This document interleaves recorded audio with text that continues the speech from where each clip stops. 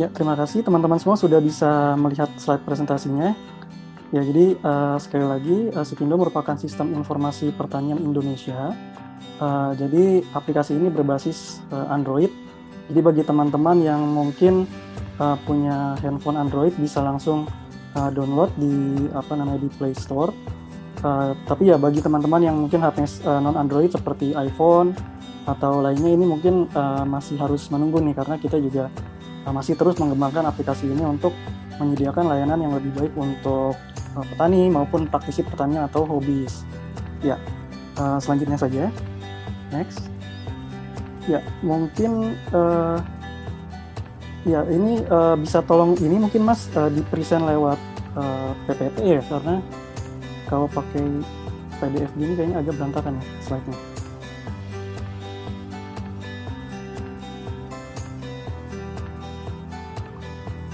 Lagi nggak bisa, Mas. Oh, oke, yaudah nggak apa-apa ya. Ya, jadi untuk sedikit perkenalan, jadi Sipindo ini kita mempunyai misi untuk memberikan akses kemudahan informasi untuk para praktisi pertanian, baik itu petani konvensional ataupun pemula atau para hobis terkait teknik budidaya dari awal persemaian, persiapan lahan hingga panen. Dan untuk informasi-informasi yang ada di dalam Sipindo ini akan saya jelaskan di slide selanjutnya. Next. Ya, jadi Sipindo ini merupakan suatu produk hasil kerjasama dari PT Iswesip Indonesia dengan Prisma, itu merupakan NGO dari Australia pada tahun 2016 pada saat itu pada awal pengembangannya. Jadi 2017 ini Sipindo baru kita luncurkan.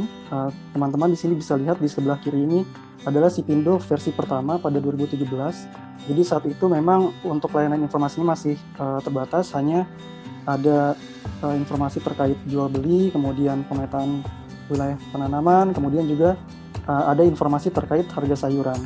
Kemudian seiring berjalannya waktu, PT Iswesip Indonesia melakukan partnership dengan beberapa organisasi lain. Tepatnya pada tahun 2018 kita ada proyek konsorsium proyek, yaitu bernama SmartSeed.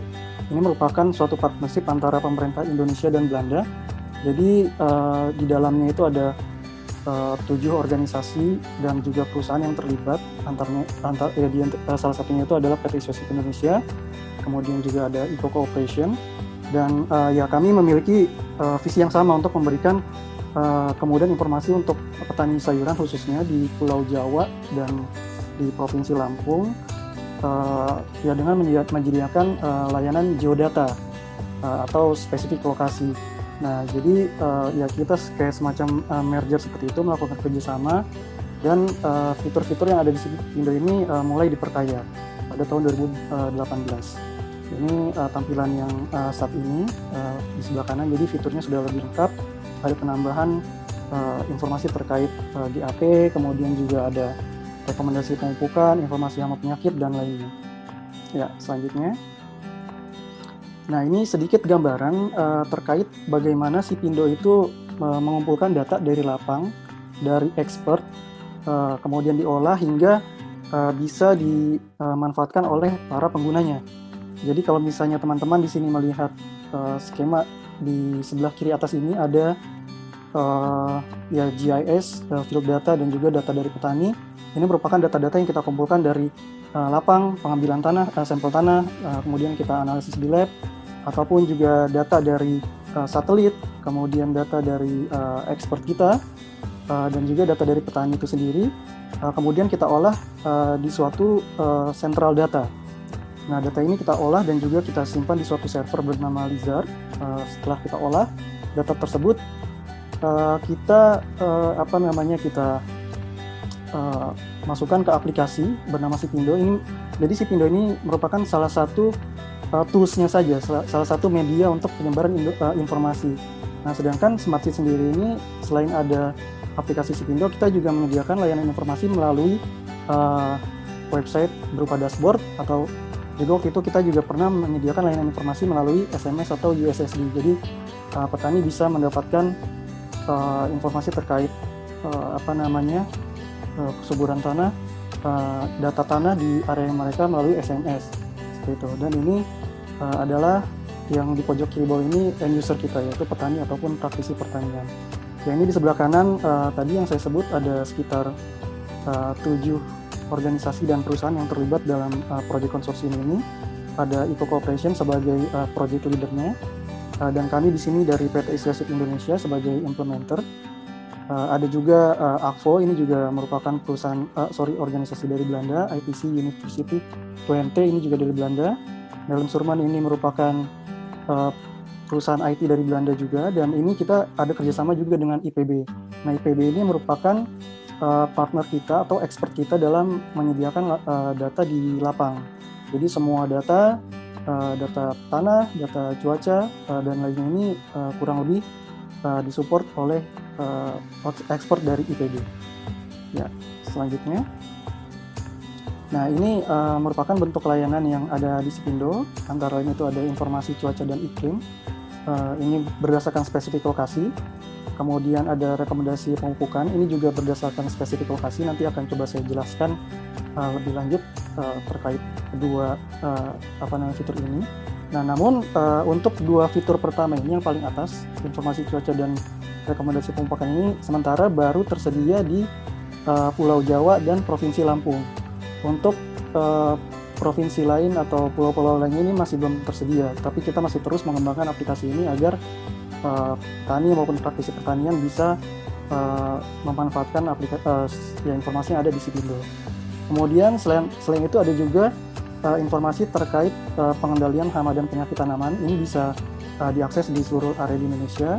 Kemudian juga ada cara budidaya pertanian yang baik. Ya, tadi teman-teman kan juga sudah mendengar pemaparan dari Kang Deki, bagaimana persiapan dari awal penanaman hingga akhir itu, dan termasuk juga prakteknya ini kita rangkum di dalam aplikasi Sipindo. Kemudian ada juga konsultasi layanan online, jadi teman-teman misalnya belum menemukan informasi yang lengkap dari fitur-fitur yang ada, bisa langsung menanyakan kepada expert kami. Kemudian juga ada informasi terkait harga sayuran, dan juga ada fitur jual beli untuk menjual produk yang teman-teman tanam, atau ya teman-teman ingin membeli sayuran di area terdekat. Selanjutnya, ya, jadi dalam menyebarkan layanan informasi yang ada di Sipindo, ada beberapa kegiatan yang kami lakukan. Itu antara lain adalah yang melakukan kegiatan training of farmers atau training of trainers. Ini biasanya kami lakukan di petani atau kelompok tani konvensional di area Jawa, kemudian di Lampung, dari Jawa Timur, Jawa Tengah, Jawa Barat, Banten hingga Lampung. Ini contohnya. Jadi di suatu training of farmers ini atau sosialisasi ini berkisar antara 20 hingga 30 peserta. Jadi kurang lebih ya satu kelompok petani. Kemudian kami juga melakukan workshop secara offline pada saat itu. Ini di foto sebelah kanan. Workshop itu bisa kita lakukan di kampus-kampus pertanian atau di SMK pertanian, dan saya rasa acara webinar pada pagi ini juga bisa kita katakan sebagai workshop, namun melalui digital media seperti itu. Nah, selanjutnya kita juga ada demonstrasi atau melakukan lahan percobaan dari rekomendasi yang diberikan oleh Sipindo. Jadi kita pengen tahu nih kira-kira sejauh mana Sipindo bisa memberikan dampak positif untuk petani melalui rekomendasi yang diberikan. Nah, untuk demplot ini contohnya ada di foto paling kanan di bawah, di pojok kanan bawah ini. Ini adalah demplot yang menggunakan rekomendasi pemupukan Sipindo. Jadi teman-teman bisa lihat hasilnya seperti apa. Dan biasanya di akhir masa tumbuh dari tanaman tersebut, ketika kita panen, kita melakukan acara yaitu Farmers Field Day atau berupa expo, semacam pameran. Kita mengundang petani-petani tetangga ataupun dari kabupaten lainnya untuk menghadiri acara tersebut seperti itu. Jadi semacam festival pertanian gitu. Ya, selanjutnya. Nah, ini merupakan ringkasan dari dampak-dampak yang sudah diterima oleh petani kami, baik itu melalui training ataupun lahan percobaan tadi. Pertama itu ada manfaat ekonomi, jadi ini lebih ke efisiensi dalam penggunaan agri input seperti pupuk maupun pestisida. Jadi kalau kita bisa mengetahui rekomendasi pemupukan yang tepat dengan dosis yang sesuai, maka otomatis biaya yang kita keluarkan untuk produksi itu semakin rendah. Seperti itu, dengan hasil yang sama walaupun ya dibandingkan dengan apa yang biasa dilakukan petani. Begitu. Kemudian yang kedua adalah ada dampak bagi lingkungan, karena kita meminimalisir agri input tadi, jadi dampak kepada lingkungan itu akan semakin kecil dampak negatifnya. Jadi ini sangat mendukung untuk pertanian berkelanjutan atau sustainable agriculture. Kemudian juga ada dampak sosial. Jadi kalau teman-teman di sini bisa lihat di pojok kanan bawah ini merupakan KWT atau kelompok wanita tajir. Nah, ini bukan kelompok wanita tani ya, ini adalah kelompok wanita di area Tangerang Selatan. Jadi ibu-ibu ini kita berikan training sosialisasi bagaimana cara menanam dari awal. Mereka juga termasuk pemula hingga bisa membentuk suatu komunitas di perumahannya, membuat semacam community garden, dan mereka bisa mandiri secara mereka bisa memproduksi pangan sendiri untuk keluarganya, dan yang lebihannya itu bisa mereka jual seperti itu. Ya, selanjutnya. Nah, ini sedikit overview atau gambaran dari beneficiaries atau jumlah petani yang sudah mendapatkan manfaat dari kami. Jadi total ada sekitar sudah lebih dari 12.000 petani sejak 2018 yang kami berikan training terkait layanan sistem informasi ini.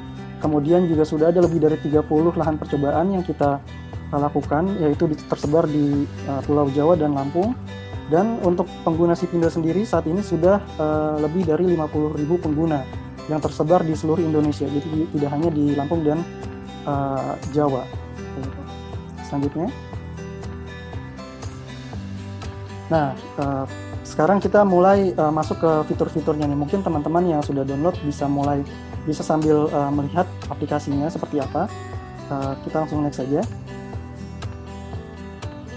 Ya, jadi pertama saya akan membahas terkait fitur rekomendasi pemupukan dan informasi kandungan hara. Jadi seperti yang tadi saya sudah sampaikan di awal, untuk fitur rekomendasi pemupukan ini baru tersedia di Pulau Jawa dan Lampung. Nah, sebelumnya saya pengen tanya nih, mungkin nanti teman-teman bisa jawab di kolom chat, karena kan ini berhubungan dengan pemupukan. Kira-kira pupuk itu apa sih? Ya, seberapa penting pupuk ini untuk tanaman? Gitu. Nah, jadi kalau menurut saya pupuk ini merupakan bahan atau nutrisi yang dibutuhkan oleh tanaman, baik itu bentuknya organik maupun anorganik. Nah, jadi tanaman ini sama seperti kita, membutuhkan nutrisi. Jadi hanya bentuknya berbeda-beda, baik itu bisa berupa organik maupun anorganik. Kalau organik, mungkin teman-teman pernah mendengar ya, ada lagu yang tanah kita itu sangat kaya, sangat subur gitu. Bambu dan kayu pun bisa menjadi bisa tumbuh begitu ya. Itu kan mungkin untuk singkong. Tapi untuk tanaman yang biasa kita tanam, misalnya sayuran atau padi yang sering kita tanam dari sepanjang tahun, itu harus kita berikan nutrisi yang cukup begitu, pemupukan yang tepat. Nah, pemupukan ini sangat berhubungan dengan hubungannya sangat erat dengan kesuburan tanah. Mungkin bisa langsung saja next. Ya, jadi kesuburan tanah ini merupakan kemampuan tanah dalam menyediakan unsur-unsur hara esensial bagi pertumbuhan tanaman dari awal hingga mereka panen. Jadi kebutuhan nutrisi yang cukup dan berimbang ini sangat penting sekali. Nah, kesuburan tanah ini dipengaruhi oleh beberapa faktor. Salah satunya itu adalah topografi atau ketinggian. Jadi untuk daerah di area pesisir, di dataran yang di dataran yang tingginya menengah, di midland atau di dataran tinggi itu kondisi kesuburan tanahnya akan berbeda-beda. Kemudian selain itu juga dipengaruhi dari histori penanamannya, apakah itu ditanami padi sepanjang tahun atau ada rotasi tanam dengan palawija ataupun sayuran. Kemudian dari curah hujannya itu juga akan mempengaruhi tingkat kesuburan tanah di setiap daerah seperti itu. Nah, makanya pemupukan yang tepat dan berimbang ini sangat penting bagi tanaman agar kita bisa mendapatkan hasil yang optimal. Nah, dengan Sipindo kita memberikan rekomendasi pemupukan yang tepat dan berimbang. Next. Nah, ini kurang lebih adalah unsur-unsur yang dibutuhkan oleh tanaman untuk tumbuh hingga panen. Jadi di sini ada air, selain unsur hara mikro dan makro ada juga air, ada oksigen, ada karbon dioksida, H2O. Nah, ini untuk proses fotosintesis dan sebagainya. Mungkin bisa langsung next saja. Ya, jadi ini adalah unsur hara yang dibutuhkan tanaman. Yang pertama itu adalah unsur hara makro, ada nitrogen, fosfat, dan potasium atau kalium. Dan sedangkan untuk unsur hara sekunder atau mikronya itu ada kalsium, magnesium, sulfur, dan lainnya. Nah, kenapa unsur hara makro ini sangat penting untuk tanaman? Ini adalah untuk menunjang pertumbuhan tanaman di awal khususnya hingga mereka panen seperti itu. Dan ini sangat dibutuhkan dalam jumlah besar. Nah, Sipindo di sini kita menyediakan informasi terkait ketersediaan unsur hara makro di dalam tanah di area Jawa dan Lampung tadi. Jadi di sini kalau misalnya teman-teman masuk ke fitur tadi rekomendasi pemupukan, di halaman pertama akan muncul seperti ini.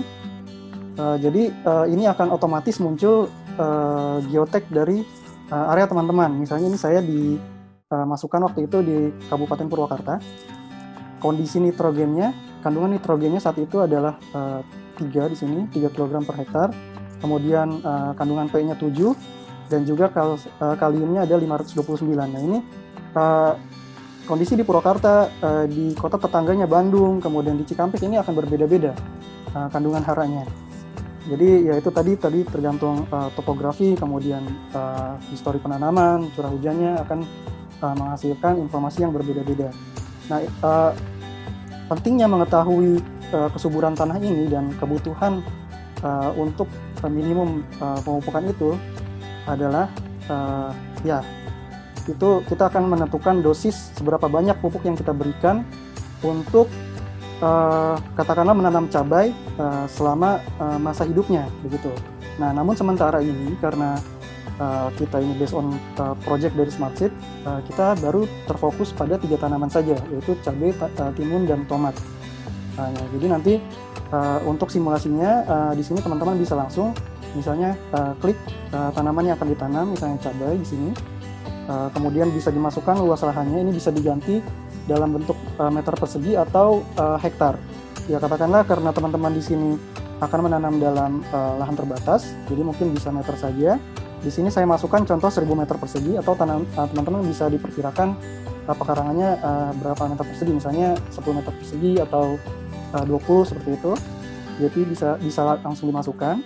Kemudian bisa langsung dicek nih. Cek selanjutnya next. Nah, jadi dengan rekomendasi pemupukan ini, petani atau praktisi pertanian bisa lebih efisien dalam penggunaan pupuk. Yang kita tahu, jadi kasus di Indonesia itu petani masih sangat minim informasi terkait dosis pupuk yang dibutuhkan oleh tanaman. Jadi mereka itu berpikirnya semakin banyak kita memberikan pupuk ke dalam tanah, maka tanaman akan semakin subur. Faktanya tidak seperti itu ya. Jadi tidak semudah itu, Ferguson. Jadi memang di awal pertumbuhan mungkin akan cepat, tapi ada efek negatif yang akan muncul ketika kita memberikan pupuk yang berlebihan. Pertama, ada efek pada tanahnya. Nah, tanah itu akan menjadi keras jika kita memberikan pupuk yang berlebihan. Kemudian yang kedua, efek kepada tanamannya.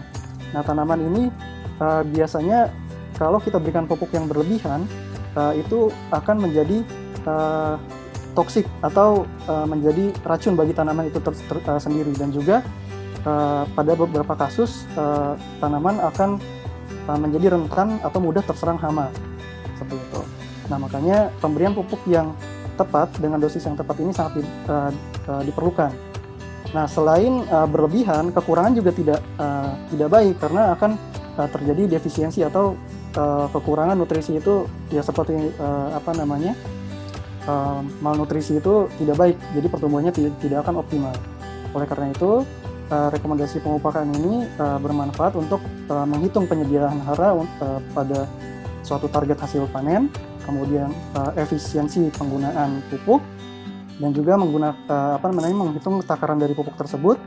Dan juga dari rekomendasi ini nanti teman-teman jika scroll ke bawah itu akan ada kapan waktu pemupukan yang baik untuk suatu komoditas. Misalnya cabai itu nanti bisa kita lakukan pemupukan frekuensinya 3 kali dalam satu siklus tanam, atau bisa kita lakukan juga 2 kali dan lainnya.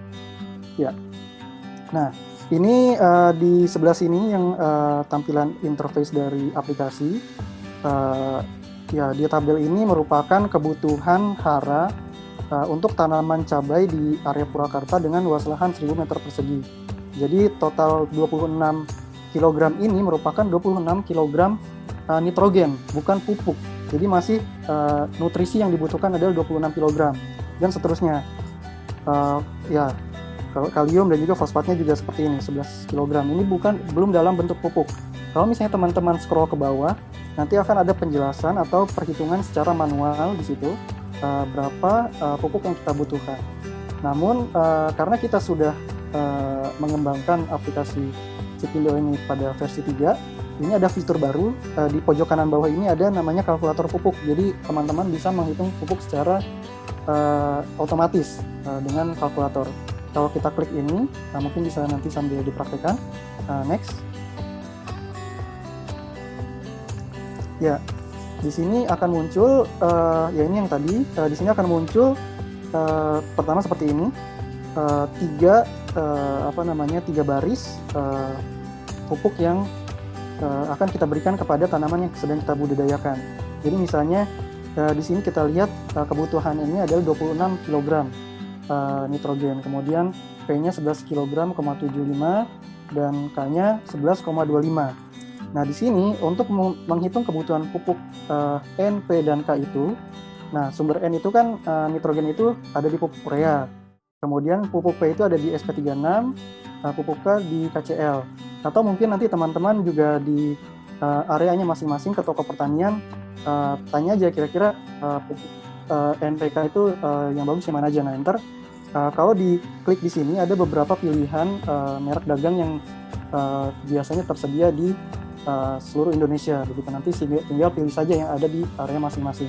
Jadi katakanlah di sini kita melakukan simulasi untuk sumber nutrisi N-nya dari urea, kemudian K-nya dari P-nya dari SP36, K-nya dari KCL. Nah, di sini nanti teman-teman bisa langsung masukkan angka. Di sini ada tanda plus dan minus, bisa diklik tanda plusnya terus di sini. Nanti di sini angkanya akan bertambah hingga selisih di bawah ini menjadi plus, tidak minus lagi. Jadi di awal nanti biasanya ini minus gitu, seperti ini kelihatan sedikit minus 11,25. Nah, di sini berarti kan kebutuhannya 26. Jadi sampai 26 sampai angka mendekati 26,04. Jadi seenggaknya angka ini harus plus gitu. Jangan terlalu berlebihan. Dan seterusnya. Kalau misalnya di sini kebutuhan P-nya kita tambahkan sampai plus, ini akan didapat 33. Kemudian K-nya kita hitung, kita tambahkan sampai plus, ini 19. Nah, ini adalah kebutuhan pupuk dari NPK tersebut. Dari pupuk urea 57 kg, SP36 33 kg, dan KCL 19 kg untuk luas lahan 1000 meter persegi tanaman cabai di area Purwakarta, seperti itu. Jadi total ini yang kita butuhkan selama satu siklus tanaman cabai. Nah, untuk pembagian pemupukannya itu bisa kita lakukan 3 kali, 2 kali, atau nanti bisa melihat rekomendasi yang ada di Sipindo untuk aplikasinya. Ya, next. Nah, untuk fitur selanjutnya, ya untuk fitur pemupukan kurang lebih seperti tadi yang saya jelaskan. Nah, selanjutnya ini ada praktek pertanian yang baik.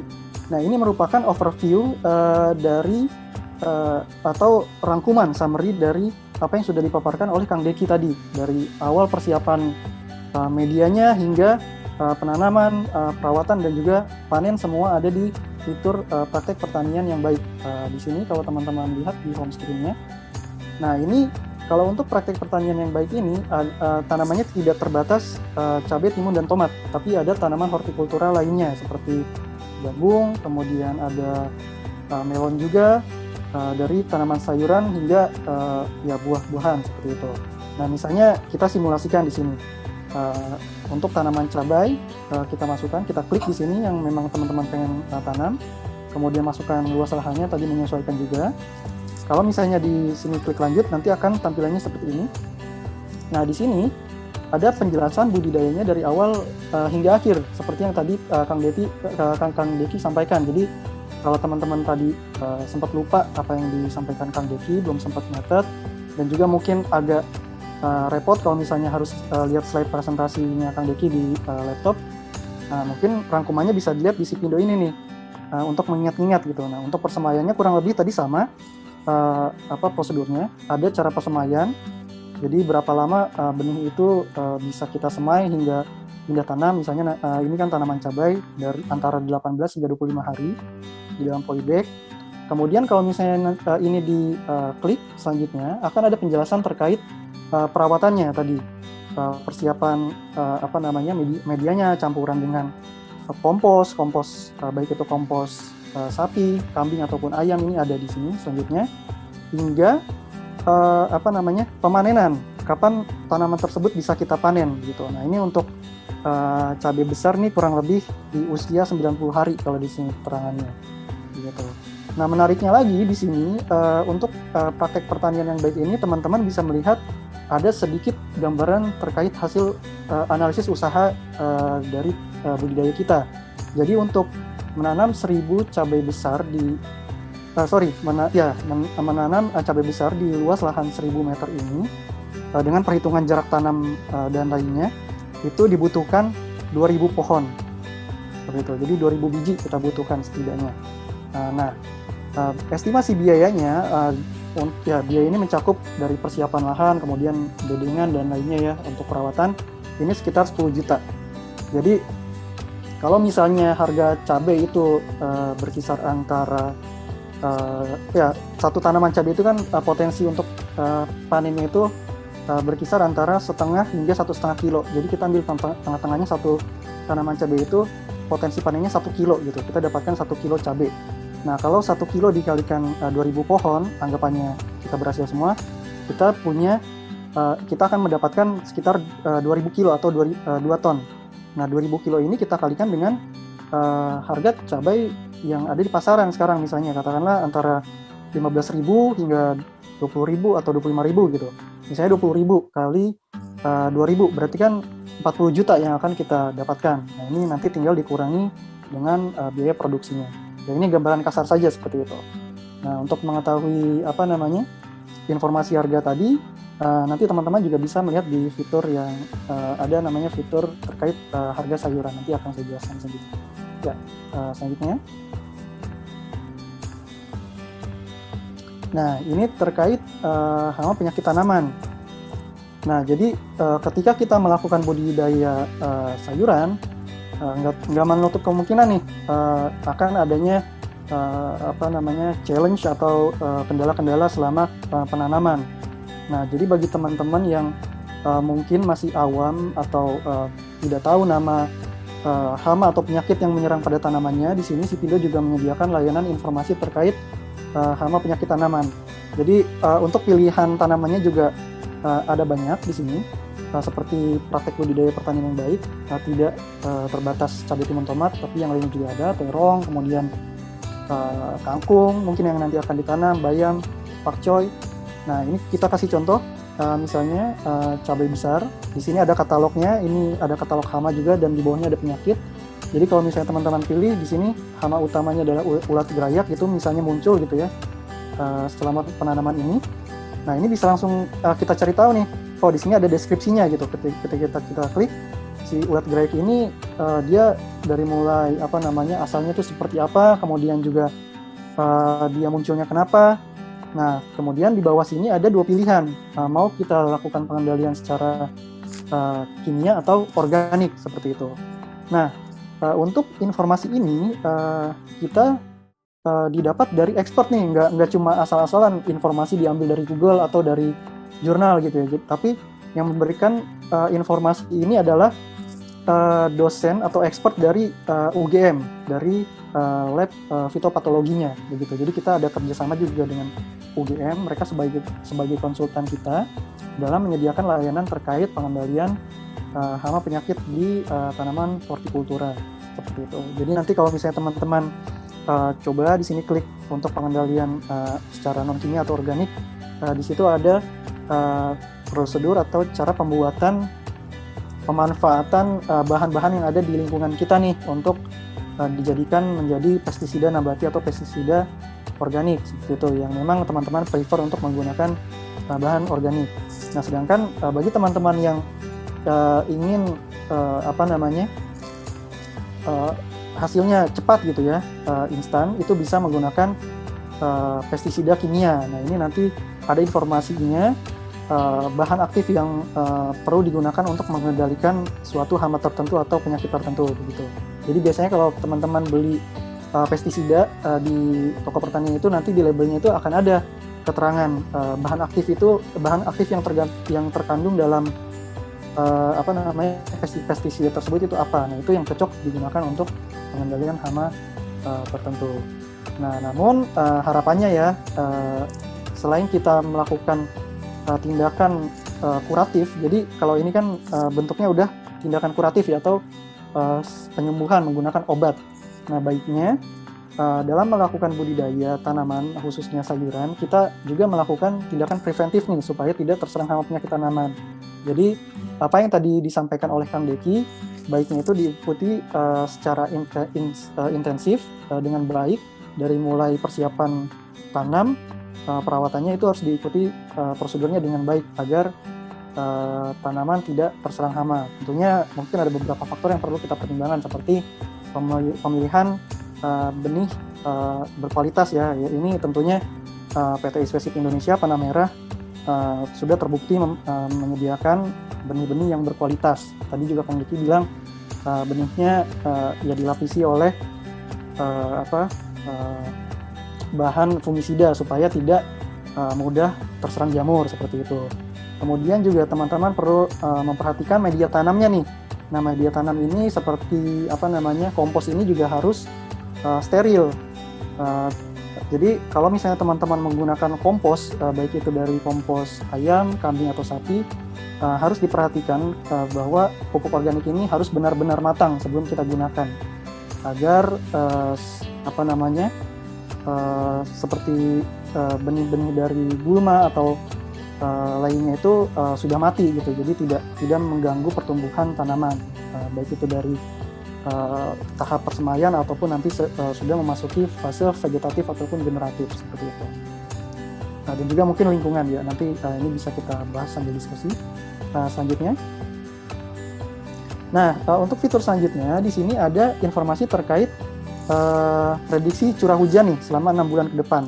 Nah, pentingnya mengetahui informasi cuaca ini terhadap apa yang kita sedang lakukan, khususnya budidaya sayuran, adalah ketersediaan air dan juga kelembapan nih. Jadi kalau misalnya teman-teman di sini klik, lihat di sini ada prediksi curah hujan 6 bulan ke depan. Jadi kalau misalnya sekarang itu bulan Oktober, ini akan dimulai dari bulan November nih, November, Desember, kemudian Januari 2021 hingga seterusnya gitu. Nah, ini adalah kondisi jumlah hujan yang akan turun pada bulan tersebut gitu. Nah, kalau misalnya teman-teman lihat di sini ya, pada bulan April ini jadi saya ambil screenshotnya udah cukup lama. Jadi April ini kering sekali nih. Nah, jadi teman-teman perlu pertimbangkan apakah ketersediaan air mencukupi untuk budidaya tanaman teman-teman begitu. Kita lihat ini masih kering nih, April hingga ini bulan apa ya? Ini September. Oh, ini Agustus, September, Oktober. Nah, berarti di hujan ini baru muncul di bulan November. Nah, di sini juga ada keterangan yang garis biru ini, bar hijau ini adalah keterangan awal musim hujan, seperti itu. Nah, ini jadi semakin bergeser ke kanan ini kelihatan curah hujannya semakin tinggi, jadi ketersediaan air juga sudah mencukupi. Namun perlu dipertimbangkan juga teman-teman, jadi untuk tanaman hortikultura ini biasanya sangat sensitif terhadap kelembapan yang tinggi juga nih. Nah, kalau airnya berlebihan juga, kemudian kelembapan tinggi ini juga berbahaya juga gitu, karena kalau kondisi lembab akan mudah terserang jamur atau penyakit begitu. Jadi harus benar-benar diperhatikan kapan waktu penanaman yang tepat, seperti itu.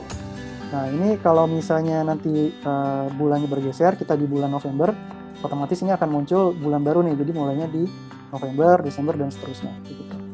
Ya, selanjutnya di reminder ya Kak Andi, Ya. sudah lewat 30 menit, mungkin nanti bisa dipersingkat. Oke, ya baik, sedikit lagi Mbak. Nah, selain yang tadi, jadi di sini juga ada fitur terkait perbandingan pola hujan, kurang lebih sama seperti prediksi curah hujan yang tadi. Jadi di sini ada perbandingan dengan jumlah hujan 30 tahun ke belakang nih. Nah, kalau misalnya di sini dilihat yang bar warna biru ini adalah kondisi saat ini, dan yang garis kurva ini adalah waktu rata-rata selama 30 tahun ke belakang. Jadi di sini teman-teman bisa melihat perbedaannya bagaimana perubahan iklim ya, atau climate change ini benar-benar terjadi begitu. Jadi kondisi saat ini di bulan apa nih? Ya mungkin September ini tidak terlalu tinggi, tapi sebelum-sebelumnya padahal ini cukup tinggi begitu. Oh sorry, ini kayaknya Februari, ya ini Februari. Dan seterusnya. Next. Nah, sebetulnya masih banyak yang bisa kita explore dari Sipindo. Ada beberapa fitur yang tadi belum saya sebutkan, seperti artikel atau fitur jual beli, kemudian informasi harga sayur, ada pemetaan wilayah penanaman. Jadi pemetaan wilayah penanaman ini nanti teman-teman bisa lihat nih tetangga-tetangganya ini pada nanam apa, gitu. Apakah itu nanam sayur, sayur daun, atau buah, atau cabai, dan lainnya. Nah, kemudian ada juga informasi terkait harga sayuran. Kalau misalnya teman-teman mau jual sayuran, bisa ngeliat juga nih dari harga sayur ini kira-kira trennya tuh lagi tinggi atau rendah gitu. Karena pengalaman saya mendampingi petani itu di Wonogiri waktu itu, dia tanaman cabainya itu udah tua, pohon cabainya udah tua gitu. Jadi udah seharusnya diganti lah, nggak perlu ini lagi. Tapi dia masih berbuah dan masih belum pengen dipanen begitu. Udah saatnya panen, belum dipanen. Kenapa? Karena harganya masih rendah. Dia melihat update harga di sini. Nah, begitu harga tinggi, dia langsung panen dan dijual begitu. Jadi ini membantu sekali bagi petani atau praktisi pertanian untuk menjual sayurannya. Dan juga ada fitur jual beli. Jadi teman-teman juga bisa mengiklankan produk teman-teman, produk hasil panennya di Sipindo secara gratis. Seperti itu. Nah, jika teman-teman masih belum mendapatkan informasi yang cukup lengkap, masih bingung menerima informasi yang ada di Sipindo, teman-teman bisa langsung di sini masuk ke fitur konsultasi. Ini bisa langsung konsultasi dengan expert kita gitu. Baik itu menanyakan terkait penanganan hama penyakit atau pemupukan dan lainnya. Gitu. Next.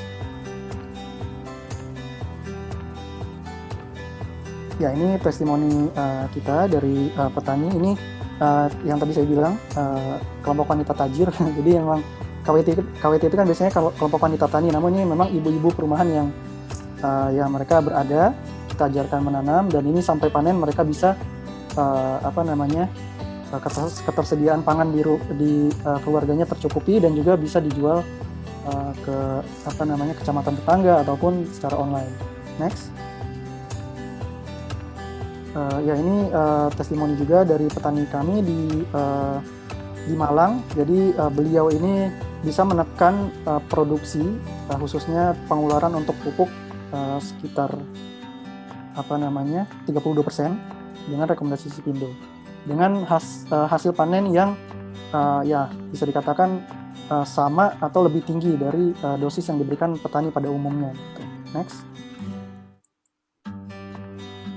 Ya, ini juga masih testimoni terkait penggunaan fitur curah hujan. Jadi ini petani bisa lebih mengambil keputusan dalam menentukan kapan waktu tanam yang tepat. Seperti ini di Lampung Selatan. Next. Ya, mungkin terakhir itu, jadi bagi teman-teman yang memiliki HP Android, silakan bisa mendownload Sipindo dari Play Store. Namun bagi teman-teman yang belum, gadgetnya masih iPhone atau lainnya, ya ini harap sabar menunggu karena kami juga masih terus mengembangkan servis-servis kami yang ada di Sipindo. Terima kasih, saya kembalikan kepada moderator.